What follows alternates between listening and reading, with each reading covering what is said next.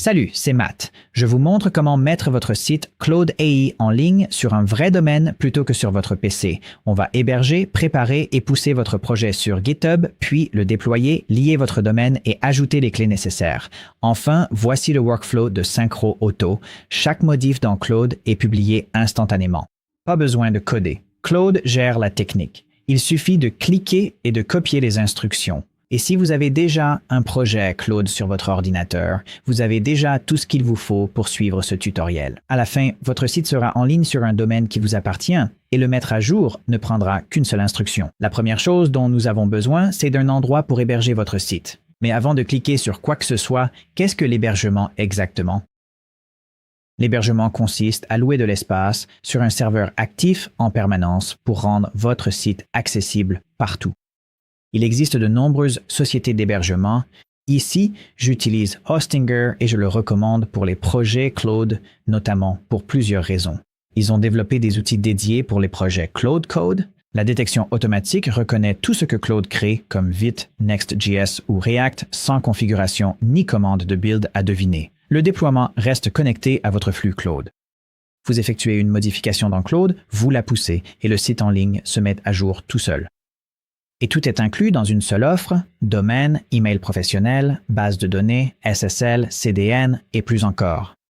Avec des plateformes de déploiement comme Vercel ou Netlify, vous finissez par assembler ces éléments séparément. Alors, mettons cela en place. Allez sur le lien affiché à l'écran ou sur le premier lien dans la description. Via notre lien de parrainage, profitez de 10% de remise en plus des offres Hostinger en cours. La réduction s'applique automatiquement au paiement. Sur cette page, cliquez à gauche sur « Commencez maintenant » pour voir les tarifs. Notez que ce sont les prix au moment où j'enregistre cette vidéo. Mais au moment où vous regarderez cette vidéo, les choses pourraient être différentes ou le texte pourrait avoir changé. Ne paniquez pas. Suivez simplement le principe général ici et tout ira bien. Maintenant, je veux préciser tout de suite que nous ne pourrons pas utiliser l'offre premium pour l'hébergement si vous avez un site web basé sur JavaScript, comme Node.js. Pour cela, il faut passer à l'offre intermédiaire, qui s'appelle aujourd'hui Unlimited. À un moment donné, cela s'appelait Business, mais ils l'ont renommé Unlimited. Le forfait Unlimited vous permet d'avoir un nombre illimité de sites web, un nom de domaine gratuit et des boîtes mail illimitées. Mais je dois préciser que site web illimité ne veut pas dire application web illimitée. Actuellement, les applications Node.js sont limitées à 5 par compte. Si vous prévoyez de créer plus de 5 applications, je vous recommande alors de passer à l'offre Cloud Startup. De plus, si vous avez créé une application avec un back-end Python, comme Flask, Django ou FastAPI, ou toute autre solution basée sur Python, ces offres gérées ne pourront pas l'exécuter. À la place, il vous faudra utiliser une offre VPS que vous pouvez trouver en allant dans Services puis Hébergement VPS. Ou bien, vous pouvez utiliser le lien VPS que j'ai mis dans la description ci-dessous, ce qui vous permettra aussi de bénéficier de la réduction que j'ai mentionnée plus tôt. Je ne vais pas aborder aujourd'hui la configuration pour Python, seulement la méthode pour les applications basées sur JavaScript, donc malheureusement, ce tutoriel n'est pas fait pour vous. Mais si vous avez un site statique ou un site JavaScript utilisant l'un des frameworks courants, vous pouvez continuer à suivre ce tutoriel ici. Pour cela, nous allons cliquer sur « Choisir un forfait » sous la section « Illimité ». Cela vous amènera à cette page de paiement où la première chose à faire sera de choisir la durée de votre inscription. Vous pouvez choisir n'importe quelle durée entre 1 mois et 48 mois. Je recommande de choisir au moins 12 mois, car c'est le minimum requis pour obtenir un nom de domaine gratuit pendant 1 an, ainsi qu'une boîte mail gratuite pendant 1 an et pour pouvoir utiliser le coupon. Vous pouvez opter pour la formule mensuelle si vous souhaitez économiser de l'argent au départ. Cependant, cela vous coûtera plus cher à long terme, car cela revient à 18,99 $ par mois. Vous ne bénéficiez pas du nom de domaine gratuit et vous ne pouvez pas utiliser notre coupon. Donc, pour obtenir le meilleur prix global, je recommande un minimum de 12 mois, mais vous bénéficiez d'un meilleur tarif mensuel en choisissant des plans plus longs comme 24 ou 48 mois. Après avoir choisi la durée, ajoutez vos options ou passez, puis cliquez sur « Continuer ». Sur la page suivante, entrez votre email et un mot de passe pour créer votre compte. Enfin, saisissez votre adresse de facturation et vos coordonnées de paiement pour finaliser l'achat. Une fois le paiement effectué, Hostinger affichera ce questionnaire. N'y touchez pas encore. Nous y reviendrons dans une minute. D'abord, nous devons configurer GitHub. Je commence avec un projet Claude que j'ai déjà créé. Si vous n'en avez pas encore, ma vidéo en description explique comment créer des sites à 10 000 $ avec Claude Code. Maintenant, avant de connecter quoi que ce soit, il y a 3 vérifications rapides à faire avec Claude. La première est importante car elle nous indique si la méthode de déploiement que nous allons utiliser aujourd'hui est la bonne pour votre projet. Donc, première vérification. Qu'est-ce que Claude a construit? Avant tout, assurez-vous d'utiliser l'application de bureau Claude Code et que votre répertoire de travail est bien défini sur le dossier de votre projet. Ensuite, pour notre première vérification, tapez ou collez. Dis-moi brièvement, s'agit-il d'un site statique uniquement des fichiers HTML, CSS et JavaScript sans framework ou d'une application avec framework? Si c'est une application avec framework, lequel et fonctionne-t-elle sous Node.js? Vous pouvez taper cette invite en la recopiant depuis cette vidéo ou bien j'ai mis à disposition un PDF avec toutes les invites que j'utilise dans cette vidéo dont le lien se trouve dans la description ci-dessous. Très bien, envoyons cette invite. Claude répond et, pour mon projet, indique qu'il s'agit d'une application avec framework et non d'un site statique. C'est Next.js utilisant React 19 et le App Router. Et oui, cela fonctionne sous Node.js. La réponse de Claude vous oriente vers plusieurs chemins, alors parcourons-les ensemble. Pour un site statique, c'est parfait. Ils sont plus simples à héberger et profitent ici de la mise à jour automatique. Si c'est Next.js, c'est encore mieux. C'est le choix par défaut de Claude Code et j'ai eu avec lui les meilleurs résultats sur Hostinger. C'est ce que je vais vous montrer. Si la réponse mentionne un autre framework JavaScript pris en charge par Hostinger comme React, Vue, Angular, Vite, Svelte, Astro ou Express, tout va bien. Mais certains d'entre eux peuvent se présenter quelques petites particularités. Si quelque chose coince lors de l'étape de déploiement, je vous montrerai quoi faire. Si la réponse indique Python comme Flask, Django, FastAPI ou tout autre framework basé sur Python, ce tutoriel n'est pas fait pour vous. Les offres managées de Hostinger sont uniquement pour Node.js. Optez plutôt pour un VPS. Le lien en description offre aussi la réduction de 10%. Voici un conseil si vous construisez ou lancez un nouveau projet. Demandez à Claude d'utiliser Next.js. C'est de toute façon le choix par défaut et la solution la plus simple à partir d'ici. Vérification numéro 2. Est-ce que votre site fonctionne sur votre ordinateur? Si ça ne marche pas en local, le déploiement n'y changera rien.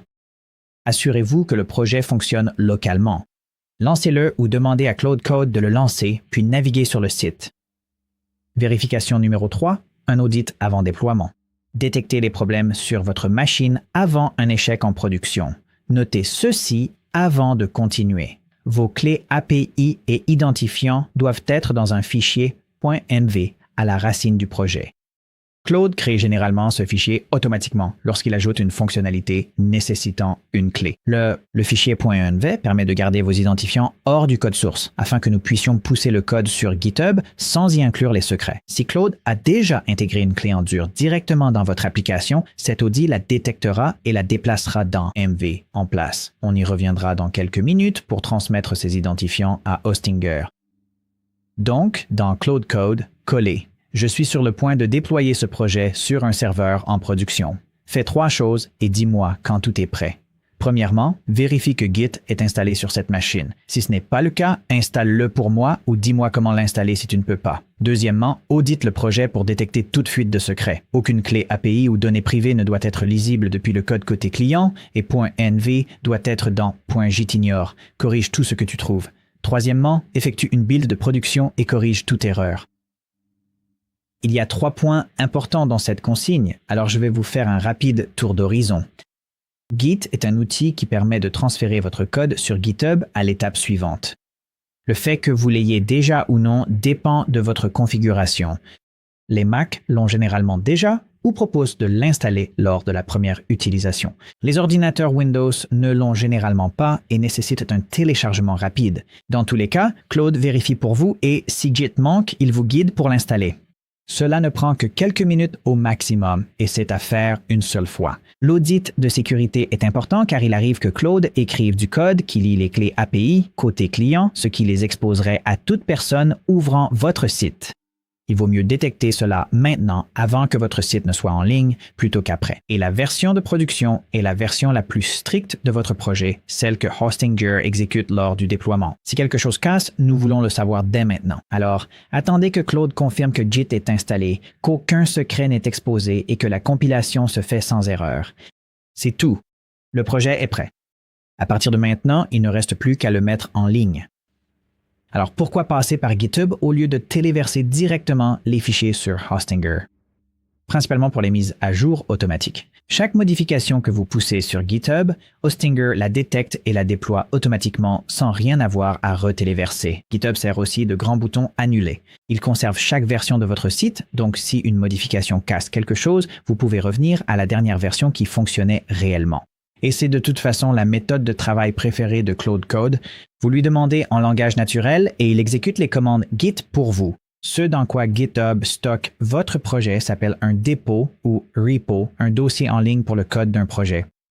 GitHub conserve les fichiers de votre site là-bas, suit chaque modification et Hostinger les lit pour déployer. La bonne nouvelle, c'est que vous n'avez rien à configurer vous-même. Claude crée le dépôt et téléverse votre projet pour vous. Une seule instruction fait tout le travail. Il vous faut juste un compte GitHub.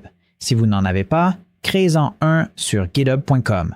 L'offre gratuite suffit pour aujourd'hui. Cliquez sur « S'inscrire » en haut à droite et remplissez le formulaire. Moi, j'utiliserai mon email. Créez un mot de passe et un nom d'utilisateur. Ensuite, faites défiler et cliquez sur le gros bouton vert. Enfin, entrez le code reçu par email. Alors, allons chercher ce code dans votre boîte de réception. Retournez sur GitHub et collez-le.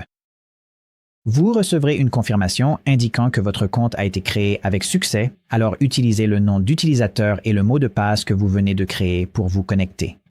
Vous arriverez alors sur le tableau de bord de GitHub. Très bien, de retour dans Claude Code avec votre projet chargé, allez-y et collez cette invite. Crée un nouveau dépôt GitHub privé pour ce projet avec le compte GitHub, puis entre ton nom d'utilisateur ici et pousse-le. Ajoute un fichier gitignore qui protège mon fichier .env et toutes les clés API afin qu'elles ne soient jamais téléchargées. Si mon compte GitHub n'est pas authentifié, guide-moi pour le connecter. Maintenant, il y a deux parties importantes dans cette invite.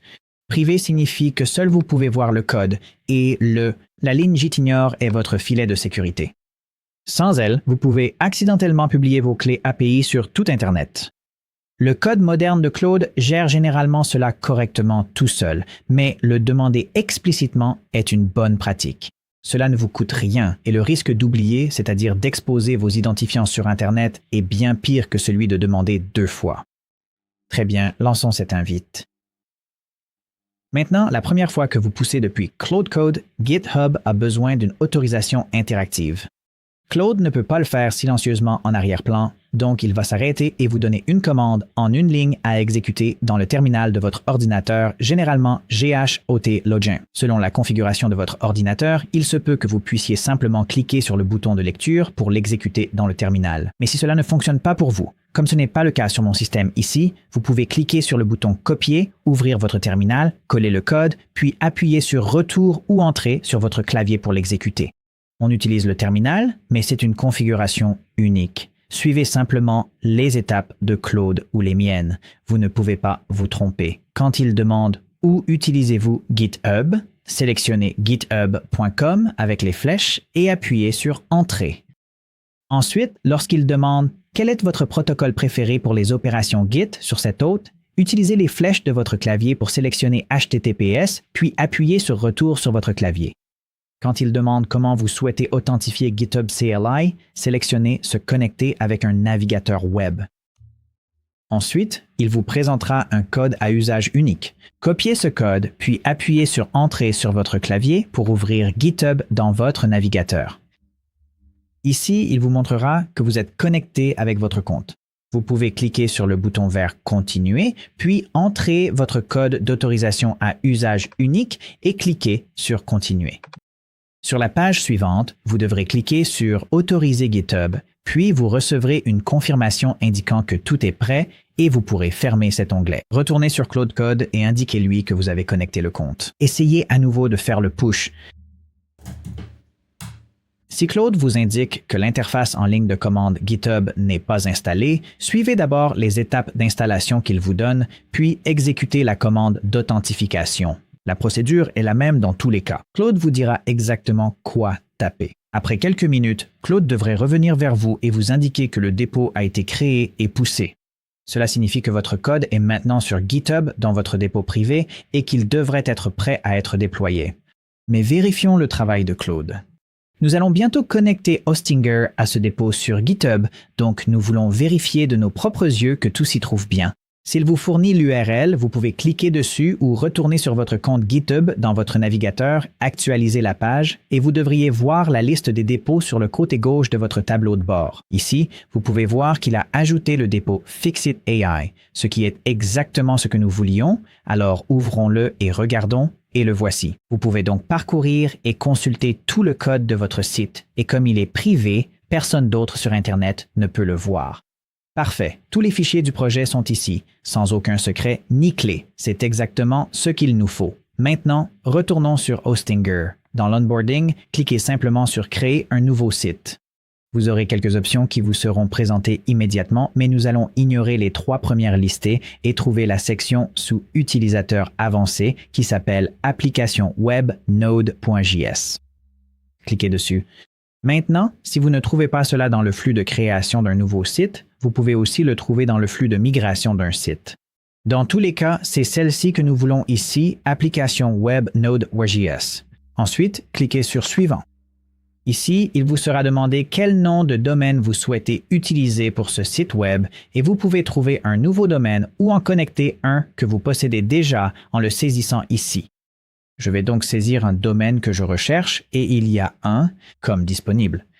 Avec le forfait annuel, ce domaine est gratuit 1 an. Je le sélectionne donc.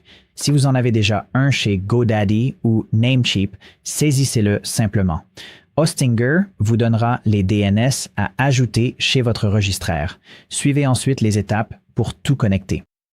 Les modifications des serveurs de nom peuvent prendre 1 jour ou 2 pour être totalement effectives. Donc, ne paniquez pas si votre domaine ne fonctionne pas immédiatement. Une fois que tout est prêt, cliquez sur Suivant. Sur la page suivante, vous devrez saisir vos informations pour enregistrer votre domaine. Lorsque vous avez terminé, cliquez sur Enregistrer. Il se peut que votre processus d'intégration affiche cette page, mais ce n'est pas toujours le cas. Où se trouve votre audience cible? Page. Si vous la voyez, sélectionnez l'emplacement le plus proche de la majorité de votre audience cible. Dans mon cas ici, les États-Unis, Massachusetts conviennent parfaitement. Ensuite, nous allons cliquer sur Suivant. Sur cette page, déployez votre application web, vous aurez 3 options et nous allons choisir l'option Se connecter avec GitHub. Cela fera apparaître une fenêtre contextuelle que vous devrez peut-être faire défiler pour autoriser et installer Hostinger. Faites donc défiler la fenêtre, assurez-vous que tous les dépôts est sélectionnés, puis cliquez sur Installer et autoriser. Après cela, vous serez dirigé vers une page indiquant Sélectionnez le dépôt Git à importer et vous devriez voir apparaître une liste de tous vos différents dépôts GitHub. Dans ce cas ici, je n'ai qu'un seul dépôt sur ce compte et c'est le dépôt Fixit AI que nous venons de télécharger. Ce que vous allez devoir faire, c'est trouver le dépôt que vous souhaitez déployer, puis cliquer sur le bouton Déployer.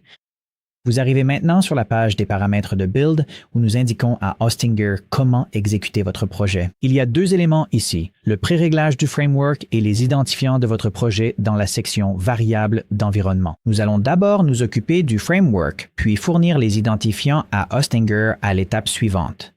Vérifiez d'abord le pré-réglage du framework. Hostinger détecte automatiquement votre configuration et supporte tous les frameworks de cette liste. Assurez-vous que le menu déroulant correspond au framework de votre projet. Comme vu précédemment, Next.js est le bon choix ici. Juste en dessous, voici la section des variables d'environnement mentionnées plus tôt.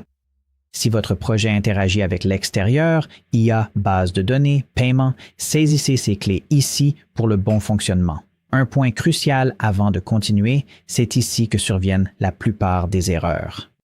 Il y a 2 emplacements pour ces valeurs, pas un seul. Lorsque votre site fonctionne sur votre ordinateur, il les lit à partir d'un fichier dans le dossier de votre projet appelé env, comme nous en avons déjà parlé.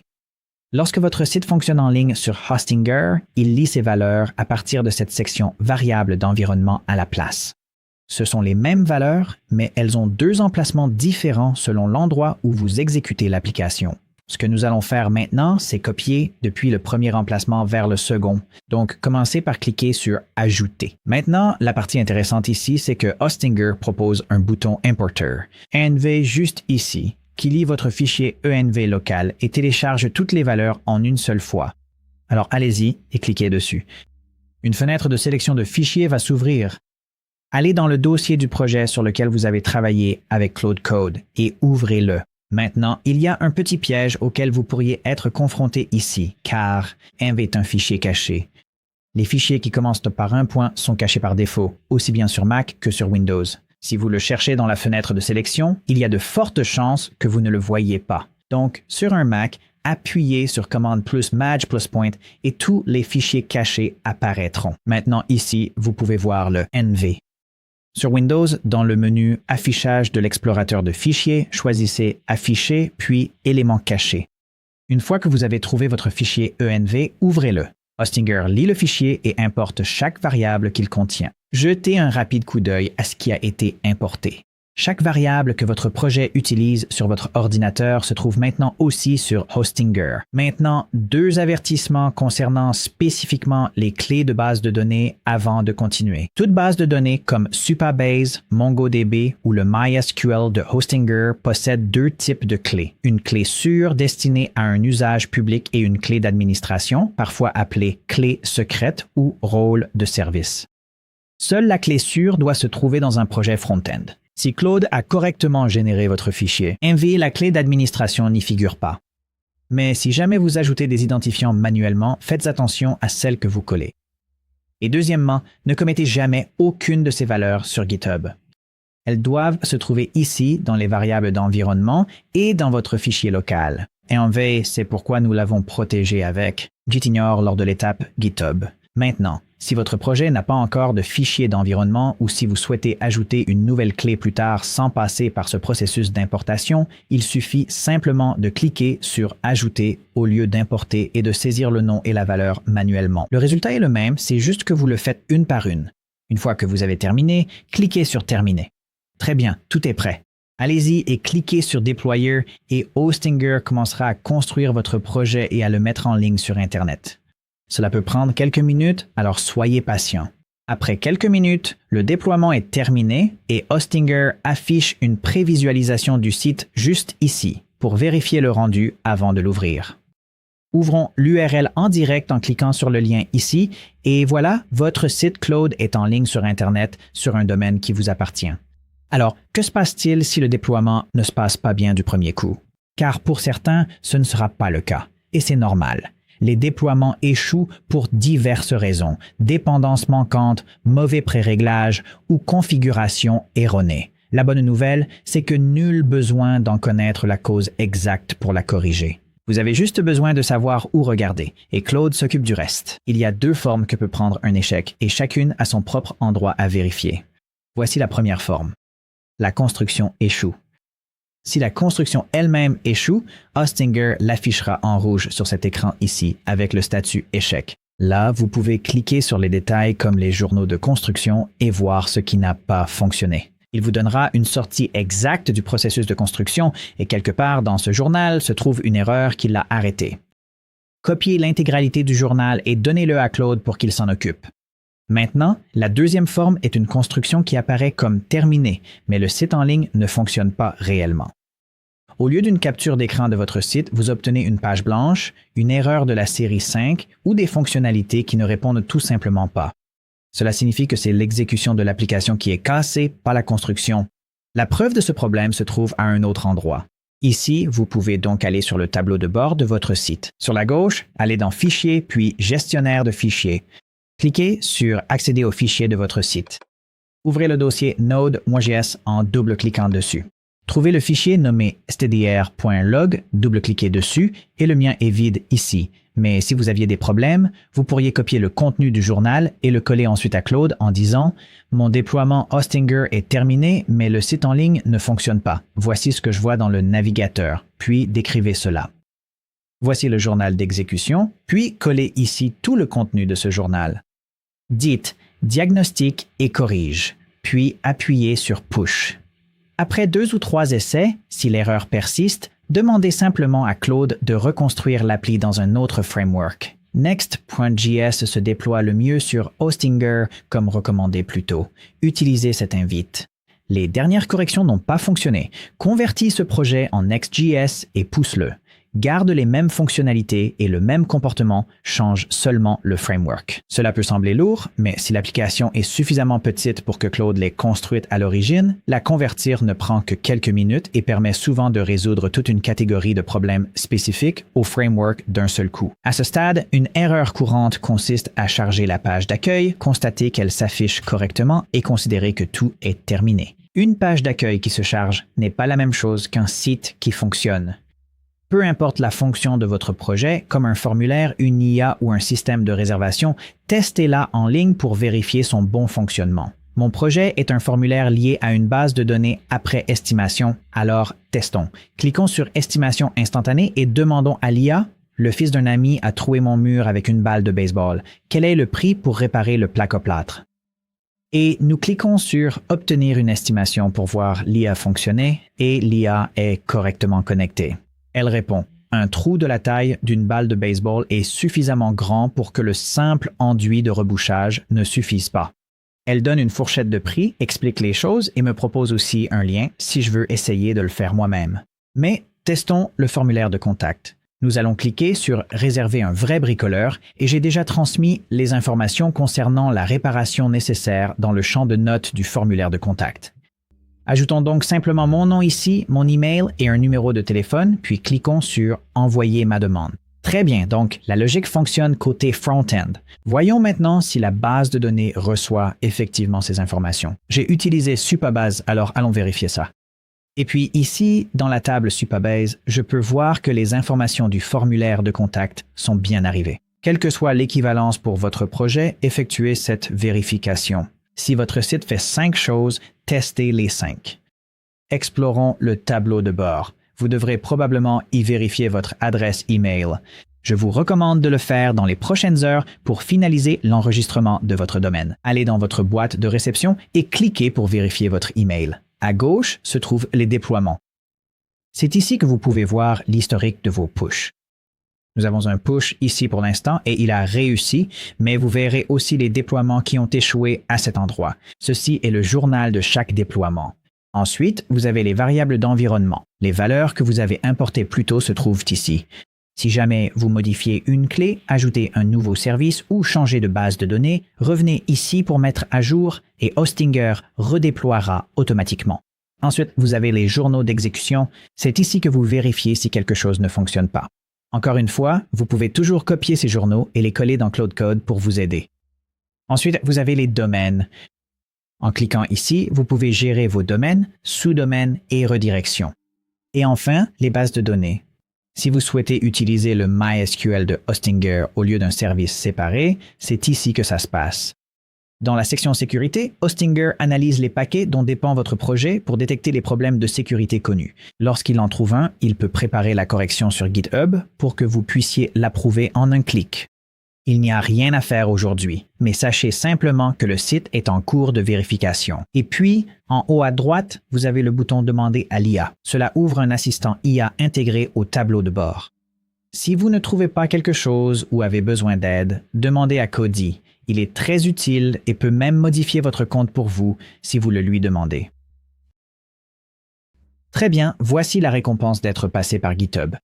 Désormais, toute modification que vous souhaitez apporter à votre site, qu'il s'agisse de corriger une faute de frappe, d'ajouter une nouvelle section ou de faire une refonte complète, se fait de la même manière. Vous la faites dans Claude, vous la poussez sur GitHub et Hostinger s'occupe du reste. Je vais changer le titre de la page d'accueil pour que vous puissiez voir comment cela fonctionne. Le processus est identique pour toute modification, grande ou petite.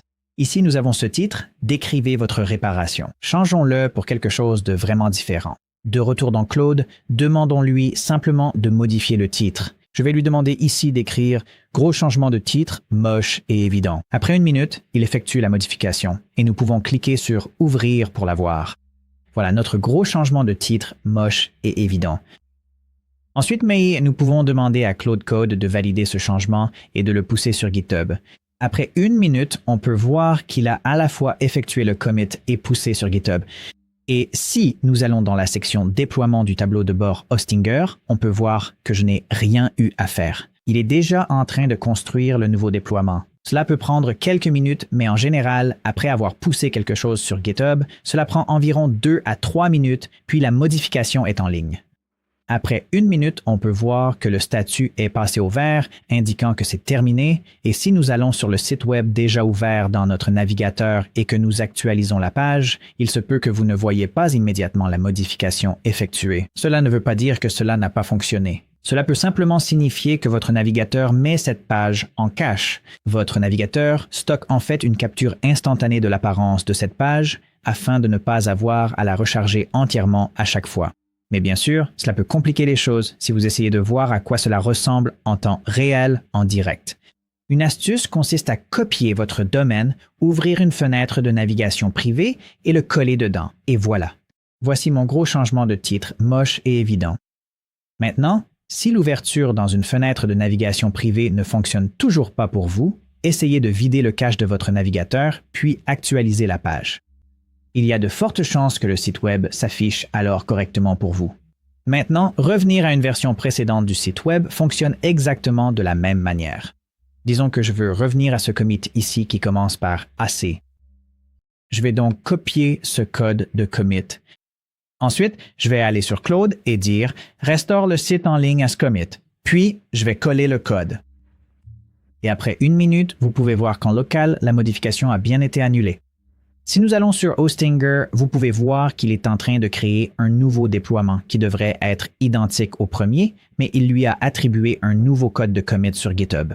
Voilà notre titre d'origine. Pour votre hébergement, cliquez sur le lien à l'écran ou en description. Profitez de 10% de remise en plus des promos Hostinger. Votre site est maintenant en ligne. Beau travail!